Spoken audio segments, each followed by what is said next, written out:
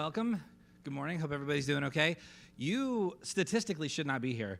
The universe gave you every possible excuse to skip church today. It's a holiday weekend. It's the middle of the summer, and it's pouring rain.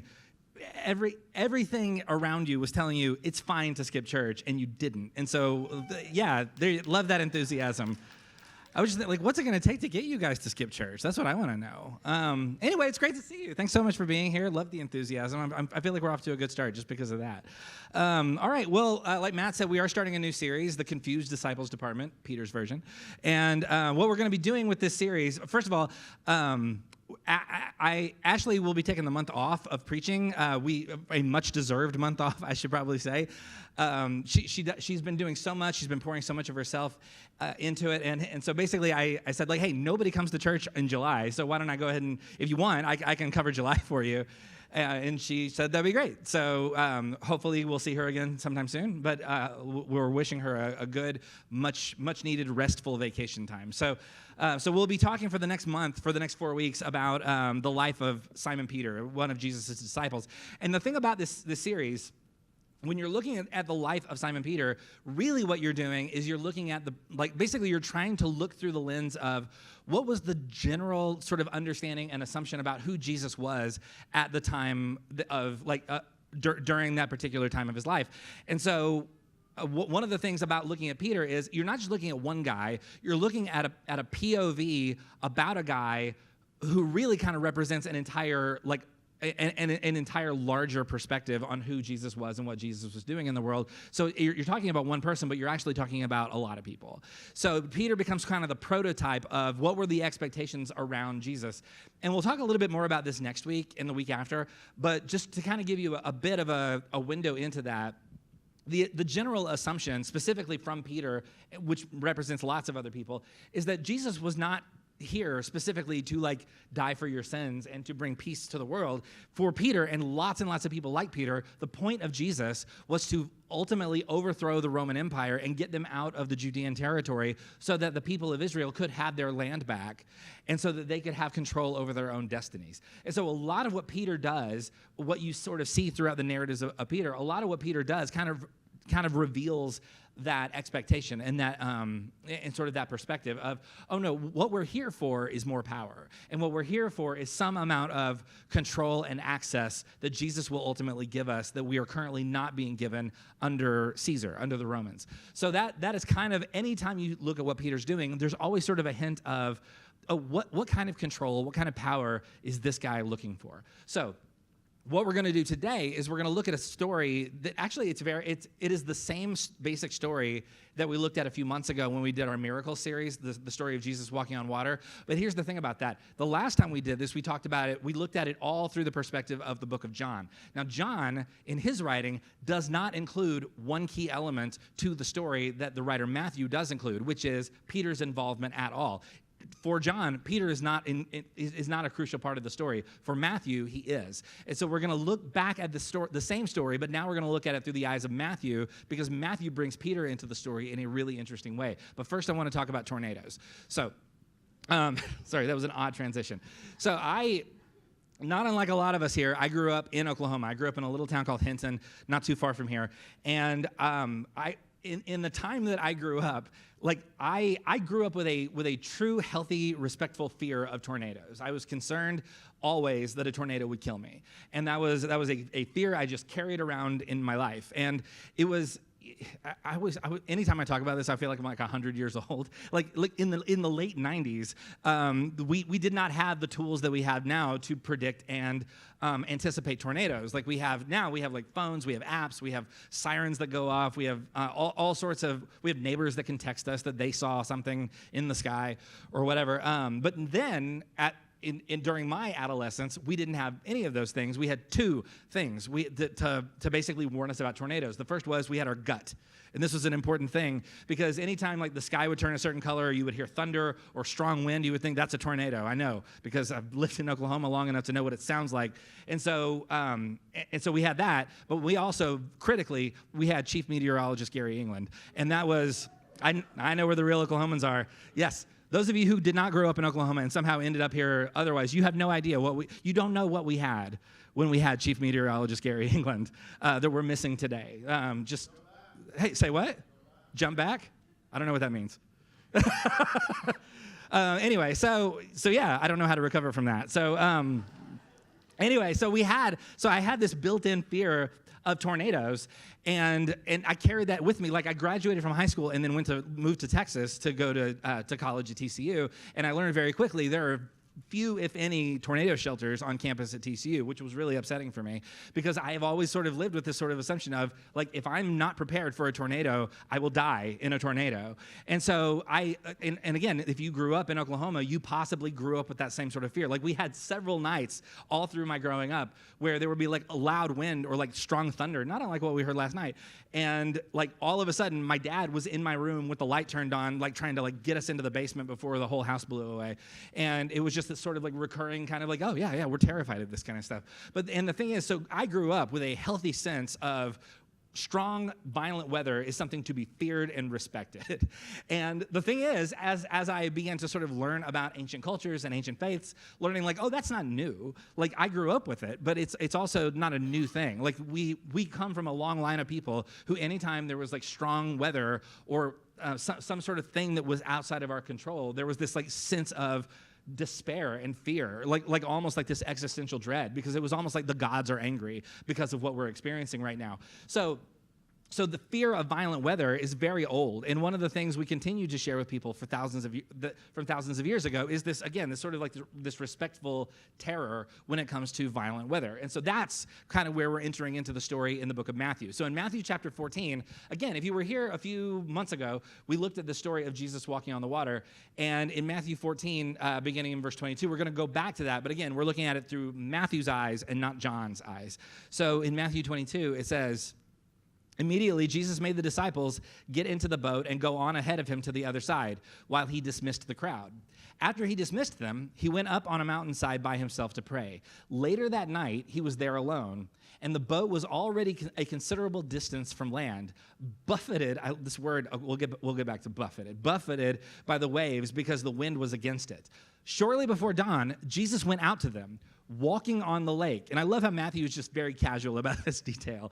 Walking on the lake. "When the disciples saw him walking on the lake, they were terrified," because of course they were. "It is a ghost," they said, and they cried out in fear. But immediately Jesus said to them, "Take courage, it is I, don't be afraid." So first of all, this word buffeted doesn't do the job. Buffeted, this means nothing. So buffeted, the literal word here in Greek is the word basanizo.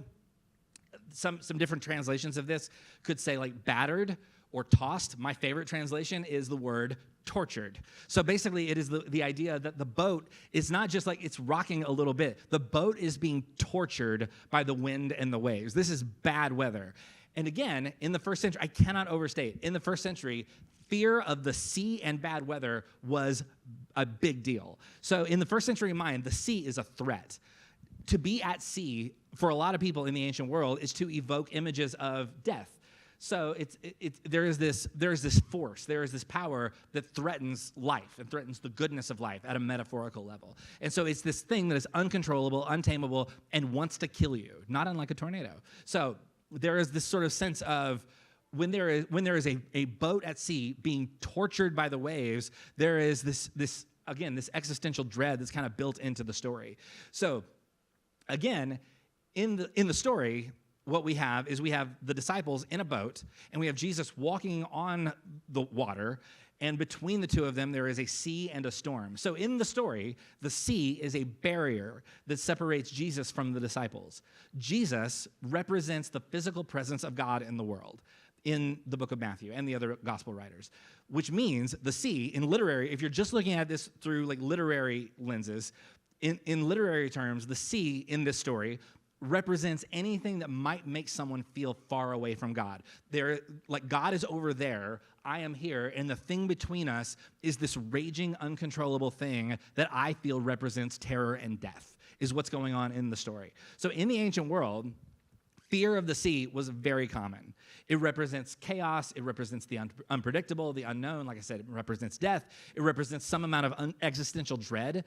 So in lots, not just ancient Hebrew culture, but lots of different cultures, if you go back to ancient literature from this time, you're going to find any time the sea or storms get talked about, it's always in terms of, it's always a metaphor for this is a thing that is way beyond our control, and it may just kill us all. So, and this, I can relate, not unlike tornadoes. I also fear the ocean. I fear lots of things. I could stand up here for all day long and tell you about all the things that make me nervous. So the ocean is definitely one of them. I will not go in the ocean. Anybody who knows me knows I will go to the ocean with you if you need me to. I'll eat some seafood and I'll read a book, but I am not going anywhere to where the water can touch me because everything in the ocean wants to kill me, I think. And so... like there's sharks, there's stingrays, there's jellyfish, there's even like the undertow. The actual water itself is trying to get you. Like the whole thing is, it's a giant stay away. It's a stay off my lawn, says the universe, is what the ocean represents. I don't go in there. And so I have this embedded fear of like, yeah, I get it. Like I don't live in the first century, and yet I still have this very healthy fear, I think, of not going into the ocean.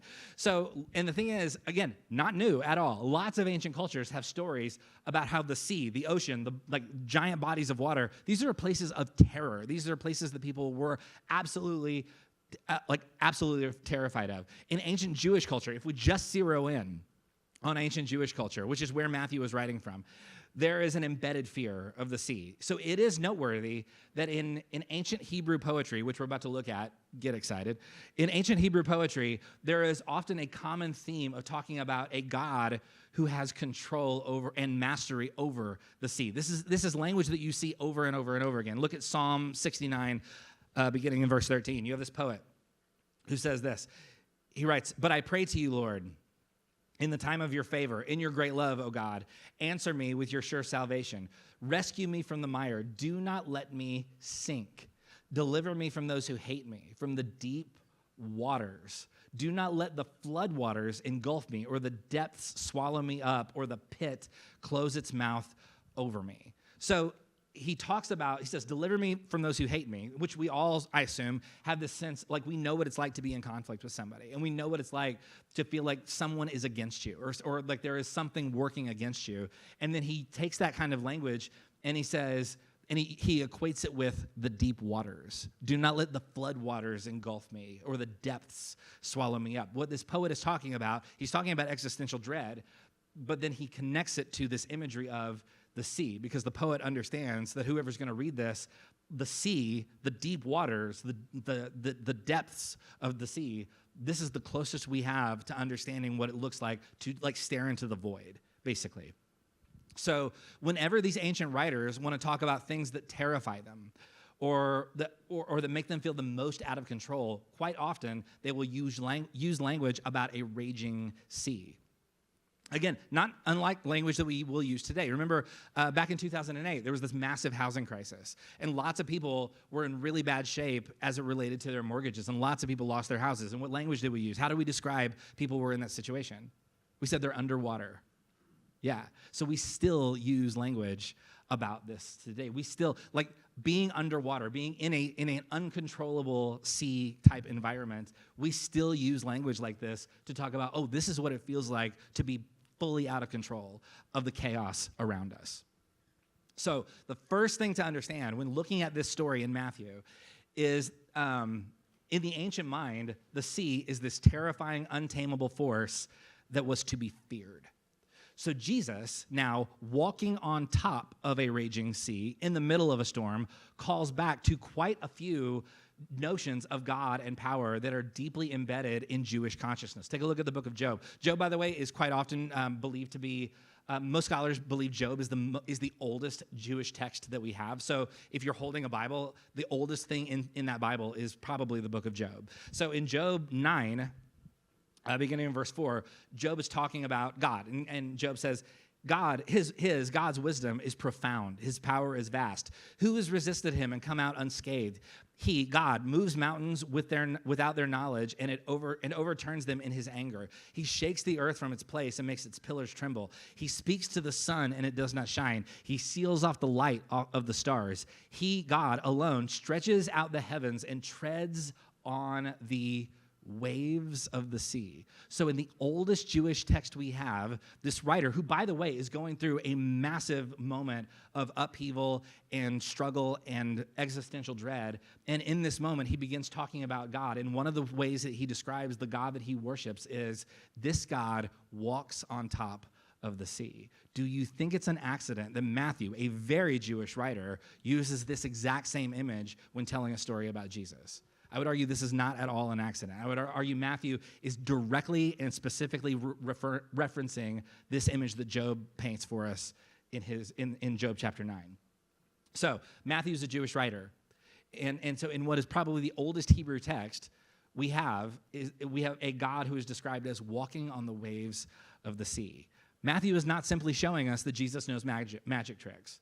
Matthew is calling back to this ancient story and claiming that Jesus is God in the flesh. Matthew is saying Jesus is the same God that Job was talking about. He's drawing all sorts of connections here, and he's using it by talking about a God who walks on top of the sea. Look at Psalm 29. Another Jewish poet writes this. So in Psalm 29 it says, ascribe to the Lord, you heavenly beings. Ascribe to the Lord glory and strength. Ascribe to the Lord the glory due his name. Worship the Lord in splendor of his holiness. The voice of the Lord is over the waters. The God of glory thunders. The Lord thunders over the mighty waters. Again, you have this ancient Hebrew poet saying, this God has control of a thing that none of us understands or can control, and the thing that most of us probably fear. In Psalm 33, a different poet says this, the Lord loves righteousness and justice. The earth is full of his unfailing love.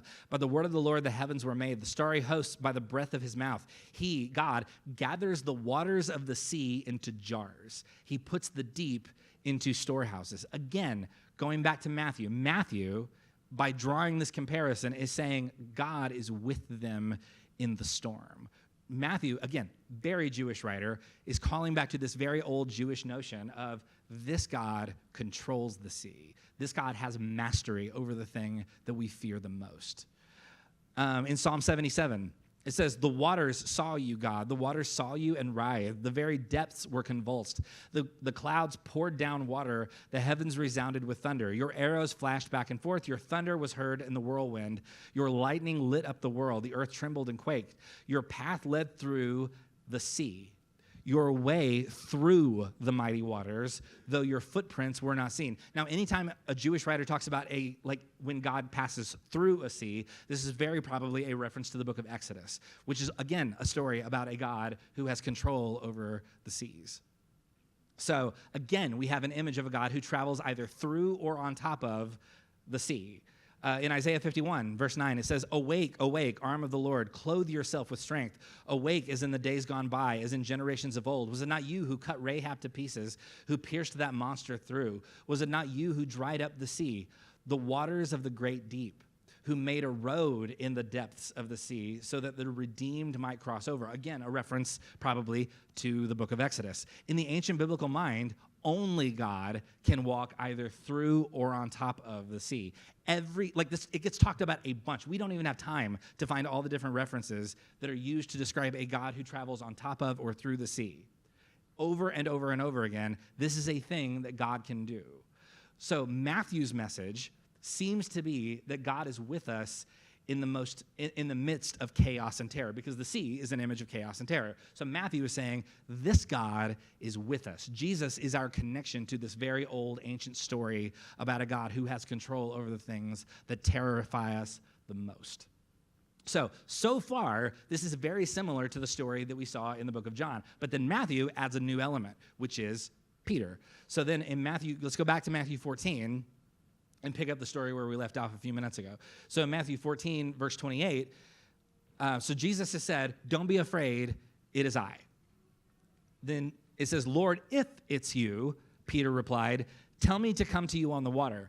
"Come," he said. Then Peter got down out of the boat, walked on the water, and came toward Jesus. But when he saw the wind, he was afraid, and beginning to sink, cried out, "Lord, save me." Immediately Jesus reached out his hand and caught him. "You of little faith," he said, "why did you doubt?" And when they climbed into the boat, the wind died down. Then those who were in the boat worshiped him, saying, "Truly you are the Son of God." Now, I know how we've all been taught to think about this story, right? Like the traditional, like Vacation Bible School way of talking about this story is what? Jesus walks on the water. All the disciples see Jesus. Peter's the only one brave enough to say, "Let me walk on the water too." So Peter, with great faith, gets out of the boat, walks on water, and then Peter takes his eyes off of Jesus, loses his nerve, loses his faith, and then begins to sink. And then that's where Peter goes wrong. And so the message becomes, keep your eyes on Jesus and you can walk on water, right? Like that tends to be how we talk about this story. I am going to challenge that way of thinking a little bit. I would argue we need to rethink how we look at this story and how we talk about this story. I would argue that Peter's first mistake is not when he starts to sink. I would argue that Peter's first mistake actually happens way earlier in the story, and that maybe we have been talking about this in a way that doesn't necessarily help us fully grasp what Matthew's trying to communicate to us here. So now, for the rest of our time, because so far all we've done is introduction. So now we're into like what we're actually here to talk about, which is what is Peter doing in the story. So first of all, throughout the scripture, go back to all the stuff we already looked at, all the ancient Hebrew poets that talk about a God who walks on top of the sea. Throughout the scriptures, when someone is described as overcoming the waters or walking on the water or walking through the water, who is it always talking about? It is always talking about God. Never once in all of these stories do you have any of these poets saying, "And God, may I also learn to walk on the sea," right? Never happens. So, do the Hebrew writers ever talk about mortal humans walking on water? No. So, I don't know about you. Whenever I feel afraid or powerless or like I'm in a boat that's being tortured by the waves, things are spinning out of control, I will often go looking for things that I can control. When I feel out of control is when I go looking for opportunities for like, well, maybe there is a thing I can control, even if it's small and inconsequential. Think back to early 2020. There was this whole thing where there was a pandemic that was about to start. Nobody knew exactly what to do or how to handle it or how to respond or where to go or where not to go. And so we were all sort of just kind of hanging out, waiting for somebody who knew something to tell us what to do and what not to do. And so a lot of us, for months, we stayed inside of our houses. And for a lot of us, we were very afraid. And we felt very out of control. And then what did lots and lots of people start doing? Like, what did you do during that time? How many of us, if we took a head count, how many of us learned how to make sourdough bread, right? Like, or how many people started started into it with like, I'm going to learn a new language, or I'm finally going to like clean out my attic, or do something else. Like, okay, why? I'll tell you what I did. I made lots and lots of playlists in my Apple Music account. And my therapist would tell you that was me grasping for some sort of control. Like, yeah, like it feels like the world is ending all around me, but I'm gonna organize my albums by most to least favorite in order of the year that they were released. That's a thing I did. And so because why not? Because I can't control any of the actual real stuff going on. So at the very least, I can control my music, my music collection, because that's the one thing I do have some amount of control over. And so I would argue that that's basically what Peter is doing. Peter's making sourdough bread. And so, not to say there's anything wrong. I mean, if you learn to make sourdough bread and that worked out well for you and you enjoy it, like I love sourdough bread. I'm a fan. But for a lot of us, it wasn't really about the bread. It was about, I got to do something. I have to have something that I can control. I have to have something that I can put my hands on that I have some sort of power over. For a lot of us, that's how we coped during that particular period of time. So for Matthew, I would argue Peter's problem is not he goes out on the water and then takes his eyes off Jesus and begins to sink. I would argue Peter's first mistake is when he says, "Let me come out of the boat to begin with."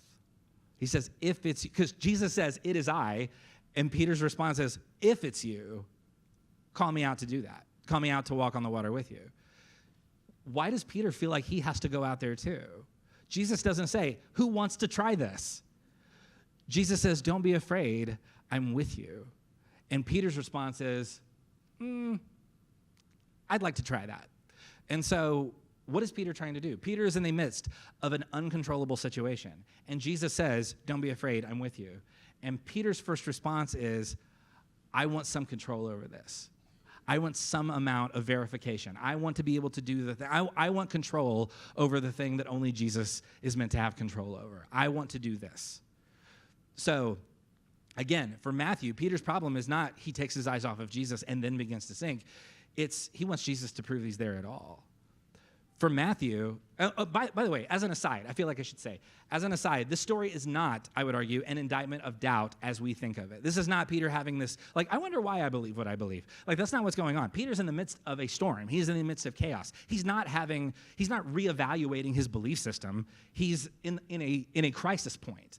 And so Peter's lack of faith here is about consistency and his ability to hold on to hope in the midst of a storm. It is not like, I'm going to have to try and rethink what I believe about certain, like, particular elements of my faith tradition. That's not what he's doing. This is not an indictment of doubt as we tend to talk about it in 21st century America. This is something else.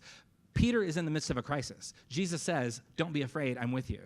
And Peter's first response is, I'm going to need a little bit more control on this. When Jesus talks about Peter's doubt here, he is not talking about Peter's need to work out why he believes what he believes. I would argue that when Jesus confronts Peter and says what he says, he is saying, don't you know that you can never have control over all the things that I already have control over? You're trying to control a thing you never had control over. All of the Hebrew writers, even in Job does not say, this God walks on the sea, and with if I have enough faith, then I will too. Job doesn't say that. Job grabs for that when he has nothing else to grab onto. And so what Peter's doing is Peter is trying to exact some amount of control that only Jesus is meant to have control over in the first place. So maybe faith, as we see it here, isn't the ability to walk on water. Maybe faith is the ability to surrender control over all the things that we never had control over in the first place. Maybe faith is the ability to say, I can't control this, but I believe that I'm not alone in this. So then Matthew adds this little coda at the end of the story in Matthew 14, verse 34. He writes, when they had crossed over, they landed in Gennesaret, and when the men of that place recognized Jesus, they sent word to the surrounding country. People brought all their sick to him and begged him to let the sick touch the edge of his cloak, and all who touched it were healed. Which, by the way, the act of someone touching the edge of someone's cloak, believing there's healing powers in that's actually a reference to another Hebrew writer named Malachi. And so there's a text, or there's a passage in that text that talks about that as sort of the representation of God in the flesh. And so all the stuff that Matthew's doing, he's calling back and he's telling his Jewish readers, like, look, what we're dealing with here this is what it looks like when God steps into the story. This is what it looks like when God is with us in the midst of these moments. Matthew seems to be interested in making a larger point about what Jesus is doing in the world. So, again, when Peter begins to kind of lose the plot in this particular story, it's not when he begins to sink into the water. It's when he says, let me walk on the water too. I would argue Jesus is saying that was never your job. Your job was never to try and walk on the water. Your job was to hear me when I said, don't be afraid, I'm with you. So think about your own life right now. Do you ever feel overwhelmed? Do you ever feel like there is a raging sea, that there is some sort of dread that is just looming over you, that there are things that are way out of your control, and you have no way to sort of cope with that because you don't know how to try and control a thing that you never had control over in the first place? That doesn't mean we won't try. It just means I don't know how to cope with the reality of, it's not that because a lot of times we talk about surrender in this context, and we talk about surrender as if surrender is choosing to no longer try and control, or to no longer control things. I would argue surrender is just the acceptance that we never had control to begin with. And I think that's what Jesus is inviting Peter and his followers to, is like, no, you never were supposed to walk on water. You were never supposed to have control over this thing. You were supposed to hear me when I said, I'm with you. Don't be afraid. So if you right now are in a moment where you do feel overwhelmed or possibly disillusioned or frustrated or exhausted or beaten down in any sort of way, if you feel like the waves are torturing the boat that you are trying to stay afloat in, then maybe you are exactly the person that Matthew has in mind when he tells this story. Maybe you are exactly where someone is, where a person is when Matthew thinks to himself, I'm going to tell this story because some people are feeling like the boat's about to sink. And they need to hear the words of Jesus when Jesus says, I'm with you. Don't be afraid. And where Peter goes wrong is he thinks he can control a thing he never had control over to begin with. So a couple of ways that we can begin to sort of internalize this and process this. One, remember, this moment is not all moments. This can be really difficult because when you are in the midst of dread or anxiety or frustration or something that is way beyond your control, it is very easy to begin to feel like this is just how it's always going to be. This is my life now. This is how, like, this feeling of being completely out of control. This is just what it is to be me for the rest of my life. And the thing is, most of the time, that isn't true. Most of the time, this moment is just this moment or just this season. 2 years ago, my life was very different. My family and I, we lived in Fort Worth. I was a pastor. 2 years later, we live in Edmond, Oklahoma, and I'm a banker. Things are very different. And the things that got us from one point to another in the last 2 years were incredibly disruptive and incredibly scary at a lot of points, and just incredibly sad at a lot of points. We had to sell a house. We had to leave a lot of people behind. We had to like upend everything that we like had sort of gotten used to in our lives. We had to convince our kids that this wasn't going to destroy them for the rest of their lives. And so we had to do all of that in the midst of trying to just live our lives. And so I remember during that period of time, I remember thinking, like, every single day, anytime I thought about, like, we have to sell this house, I just literally, like, I would get sleepy. You know what I mean? Like, it could be like 10 o'clock in the morning, and I've been awake for 2 hours, 2 or 3 hours, and I'm sitting there, I'm drinking coffee, and I think, like, oh my gosh, the house is on the market. I'm going to bed. You know what I mean? Like, because, like, what am I going to do? I can't force somebody to buy a house. You know what I'm saying? Like, and so there's a lot of things that were fully out of my control that I really wanted to be able to control. And like that feeling of being completely, like, not having control is exhausting. And so what Jesus is inviting Peter to do is he's saying, like, yeah, you never had that kind of control. Why don't we just go ahead and admit it? And remember, this moment is not all moments. That house, thank God, is not still on the market. Or at least if it is, it's not my problem. And so like that moment 2 years ago that it felt like everything was turning upside down, that moment has passed. We're in a new moment. We have found a home here. We've settled in. We've begun to like establish roots. Our kids have friends. We have a church that we love. And none of that was true 2 years ago. This moment is not all moments. And so if you're in a moment that feels like, oh my gosh, it's always going to feel this way, it probably won't. This is a season. It's a thing that you're going through at the moment. And yeah, it's awful, and it can be devastating, but it won't be this way forever. And so if you are struggling, and it does feel like you are just, like every day feels like a repeat of yesterday, and it's just always going to stay the same, I want to invite you, please find someone to talk to. We recommend professional counselors here, people who know what they're doing and are trained well to do that. I know we have some names that we can refer people to here, and if that's something you need, I cannot emphasize enough, like that can be critical to try and get through these moments that we feel like, oh, it's just always going to be this way. Please know you're not alone, and it will not always be this way. This moment is not all moments. May you hear the words of Jesus when he says, don't be afraid. I'm with you. This moment is not all moments. The second thing that I think we're invited to do is to practice self-care. This can be very difficult, and I realize this is different for everybody. I know because I'm friends with some of you on social media. Some of you like to go outside and hike and run and do other physical things for self-care. That doesn't sound like self-care to me. It sounds like punishment. But if that's you, there's lots of outside for you to enjoy, and I will remain not doing that. And so that's my idea of self-care is like an hour or two in a coffee shop with a book. Like that is inside with air conditioning and everything. That's how I like to do self-care. But for a lot of us, and it's going to look different for everybody. For a lot of us, what we need to do is we need to ask the question, like, okay, the tank is getting incredibly low right now, and so what I need to do is I need to begin to pour something back in so that I don't just crash. So even in the midst of chaos, find little pockets of time, if you can, to try and give yourself the gift of self-compassion and the ability to remind yourself that it's good that you're alive and that you are invited to enjoy your life as best you can in this season. So that's the second thing. And then the next thing I would say is acknowledge what you can't control. This can be incredibly difficult, and I think this is where Peter really loses it, is he thinks he can control a thing that he was never supposed to control. There are so many things that you cannot control. And again, surrender is not choosing to stop controlling a thing. Surrender is choosing to acknowledge that I never had control over that thing to begin with. So there's so many things you can't control. You cannot control other people's choices.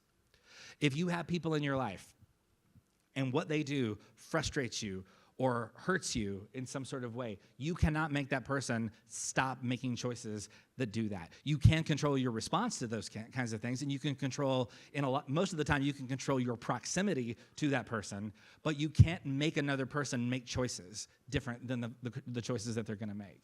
If you have adult kids, this can be especially frustrating because for a lot of their life, you could control a lot of like where they went and who they were friends with and what they did. But then as they get older and as they, become adults and make their own choices, a lot of times they're going to make choices that you would not necessarily make for them. And no amount of passive-aggressive guilt tripping is going to make them make different choices most of the time. So what you can do is you can choose to say, I don't have any control over this. But what I do have control over is how I treat this person, the kind of person I am in response to this person. You cannot control other people. You cannot control interest rates. You cannot control who will win the election in November. You can't even control who will run in the election in November. How much time, this is a whole aside. How much time did you waste arguing with somebody over what happened at the debate 2 weeks ago? Right? Yeah, you have a vote. That's a little bit of power. That's it, though, for most of us, I think. I don't have I don't have as much control as the armchair pundits would like to believe that they have when they're talking about it, for hours and hours and hours. And I'm not saying don't be engaged and don't be concerned.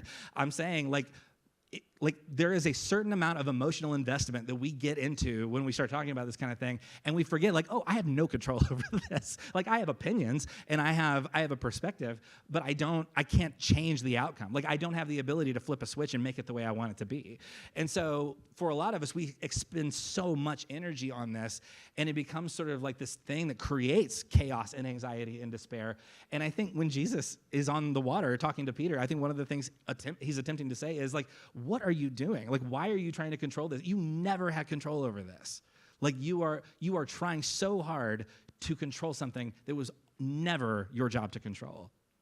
So when you act like you can control things that you can't, you're a lot like Peter trying to climb out of the boat. And this is freeing. This isn't a way of saying we're all powerless and so that nothing matters. This is freeing because what it does is it says there's lots of stuff that you can't control, but there are things that you can. You can choose to be a person who puts more love and peace and grace into the world. That is a thing that you can do. You do have control over how you treat other people. You do have control over how you spend your time and how you spend your money and how you exert your power in the world that you live in. You do have certain amounts of control. And to choose to acknowledge there are things I can't control, it frees you up to control the things you actually can. And so, again, when you act like you can control things that you never could control, it's just like when Peter says, I'll come out. I'll try and walk on the water, which was never my job to do in the first place. Look at Philippians chapter 4. This writer, Paul, says this. He writes, "Do not be anxious about anything, but in every situation, by prayer and petition, with thanksgiving, present your requests to God. And the peace of God, which transcends all understanding, will guard your heart and your mind in Christ Jesus." There have been times in my life when I have felt deeply out of control. I have gone through serious mental health struggles. I have gone through a massive career change. I've moved my entire family to a new city, and that's just in the last couple of years. We're talking about, there's a lot of things in my life that I've gone through that I would describe as chaos and difficulty and terror, anxiety inducing. There have been lots of times when I lived as if everything was a life and death decision. And so we read Philippians 4, and Paul writes, "Do not be anxious about anything." And a lot of times, I think we tend to read these passages as if they're all commandments. You know what I mean? Paul's wagging his finger in our faces and saying, hey, don't be anxious, which, by the way, has never made anybody feel less anxious, because now I have something new to be anxious about, because it's oh no, what if I'm not obeying Philippians chapter 4? What if I'm being too anxious? Now I'm going to be anxious about being anxious for the whole rest of the day. That's not helpful at all. And so maybe what Paul is saying here, maybe this isn't meant to sound like a commandment at all. Maybe Philippians 4 is an invitation. maybe if we read it, what if we just read it like this? Hey, you don't have to be anxious about anything, but in every situation, by prayer and petition, with thanksgiving, you can present your requests to God. And the peace of God, which transcends all understanding, will guard your hearts and your minds in Christ Jesus. I would argue Paul is saying you don't have to live like this. You don't have to try and control all the things that you were never supposed to control in the first place. The whole thing, you've never had that kind of control. And when you think you do, that's when things begin to ratchet up and you begin to feel like you're in a boat that's crashing. Like you never had that kind of control. What you are invited to do is A, acknowledge the things that you can't control, and B, hear the words of Jesus when he says, don't be afraid, I'm with you. You are not alone in this moment. And by the way, this moment, it's not all moments. So we're going to take communion. I'm going to invite all the ushers to come up. And as we prepare for this, communion is this tactile reminder, and we do this every week. And if you don't want to, that's totally okay. Feel free to nod if you don't want to. But if you want to, everyone is welcome. But communion is this tactile reminder that we are a part of something, that we are connected to a larger thing. It's this way of Jesus entering the story in a physical way and saying, I'm with you. You don't have to go through this alone. You don't have to go through the whole thing feeling like wound up and anxious and trying to control all the things you can't control. There are things that you will never be able to control because you were never supposed to control them. So as we take communion and as we receive this and as we go and live our lives this week, may you acknowledge the storm. May you name the thing that's torturing the boat that you happen to be in at the moment. And may you hear the words of Jesus as he says, don't be afraid. I'm with you. You don't have to live like this. May you stop trying to control all the things you never had control over to begin with. May you remember that this moment is not all moments. May you find that you were invited to participate in a story that is about surrendering and loosening our grip on the things that we never had control over to begin with. So if you want to take communion with us, if you have one of the little cups, go ahead and peel off that top layer. And inside the top layer, there's this wafer, and this wafer is meant to represent the body of Christ broken for you. And when Jesus serves it to his followers, he says, take and eat. This is my body broken for you. So take and eat, church. Now, if you would peel back the second layer on that plastic top, there is some grape juice inside, and this is meant to represent the blood of Christ. And Jesus says, this represents the blood of the covenant. This represents the blood that I spill for you. So take and drink in remembrance of me. So may you choose to live a less anxious life by simply choosing to acknowledge all the things that you never had control of to begin with. And may you hear the words of Jesus as he says, I'm with you. You don't have to live like this. You don't have to be afraid all the time. Let me pray for us. God, we thank you for this invitation to hear your voice as you say, I'm with you. Don't be afraid. May we choose to loosen our grips on all the things we never had control over. May we surrender all the things that were never ours to begin with. For those of us who are in a boat being tortured by the waves, may we find peace. And may we choose to live our lives by controlling the things that we can control, by being people who bring more grace and peace and love into the world around us. In the name of Jesus, we pray.